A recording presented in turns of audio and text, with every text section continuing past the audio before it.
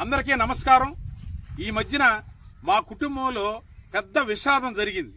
అది ఏందంటే మా సహధర్మచారిణి, నా ధర్మపత్ని, మా శ్రీమతి గారైన మీనాక్షి గారు శివైక్యం చెందినారు. సో మా కుటుంబంలో తీరని దుఃఖం అది. ఒక భర్తగా నాకు, తర్వాత మా కన్న బిడ్డలకి.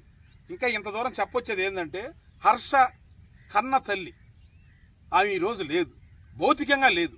లేకపోయినా హర్షకి నేల తల్లి అండగా ఉన్నది. ఇంకోవైపు ప్రకృతి వ్యవసాయ తల్లి ప్రోత్సహిస్తున్నది.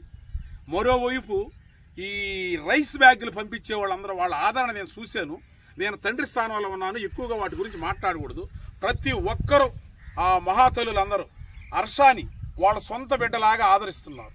ఇంతటి ఆదరణ రావడానికి కారణం, ఒకవేళ మా హర్ష ఆ రోజుల్లో ఉద్యోగం చేయలేదని మేము బాధపడ్డాం, చేయకపోయినా పర్వాలేదని ఈరోజు గర్వపడుతున్నాం. ఎందుకంటే ఒకవేళ మా మంచి ఉద్యోగాలు చేసినట్టయితే నేను హర్షాని గురించి, మా అబ్బాయిని గురించి మాట్లాడుతున్నాను, ఎవరి గురించి నేను మాట్లాడను, నాకు అవసరం లేదు కూడాను. అవునా, ఆయన ఎక్కడన్నా చేసింటే 4 వాళ్ళ మధ్యన లక్షల రూపాయలు అయితే రాబోయినాయి, కానీ ఈ ఆప్యాయత ఇవన్నీ కోల్పోబోయాడు. ఈరోజు ఇంత ఆదరణ ఇవన్నీ లభిస్తున్నదంటే ఎందుకు నేను ఇవన్నీ చెబుతున్నానంటే, ఈ మధ్య కాలంలో సమాజంలో వ్యవసాయం చేసే, అంటే ఉన్నత చదువులు చదివి వ్యవసాయం చేసే యువకులన్నా చిన్న చూపుగా ఉన్నది. అదేవిధంగా కుటుంబ పెద్దల్ని అండగా ఉండి చూసేవాళ్ళన్నా చీపుగా ఉన్నది. అయినా కూడా ఆ రెండు చేస్తున్నాడు కాబట్టి ఈరోజు హర్షకి అంత గొప్ప పేరు ప్రఖ్యాతలు రావడం జరిగింది. ఇంతమంది మహాతల్లుల ఆదరాభిమానాలు ఉండడం జరిగింది.